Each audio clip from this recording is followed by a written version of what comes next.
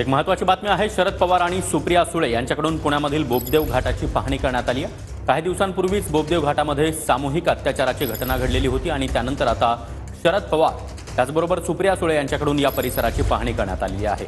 इतकंच नाही तर पोलिसांसोबत देखील शरद पवार आणि सुप्रिया सुळे यांनी संवाद साधला। बोबदेव घाट परिसरामध्ये ज्या ठिकाणी एका तरुणीवरती अत्याचार झाला त्या परिसरामध्ये आपण पाहतोय की स्वतः राष्ट्रवादी काँग्रेस शरदचंद्र पवार पक्षाचे अध्यक्ष शरद पवार जे आहेत ते घटनास्थळाची पाहणी करण्यासाठी या ठिकाणी पोहोचलेले आहेत।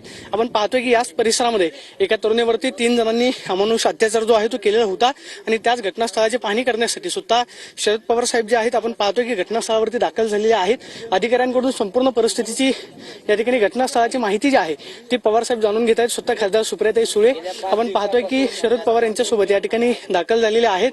ज्या ठिकाणी अत्याचार झाला या परिसरामध्ये आपण पाहतोय की सीसीटीव्ही त्याचबरोबर लाईट ज्या आहेत त्या सुद्धा बसवण्याची मागणी केली जाते, कारण हा संपूर्ण घाटाचा परिसर आहे आणि याच परिसरामध्ये रात्री 11:30च्या दरम्यान एका तरुणीवरती 3 जणांकडून अत्याचार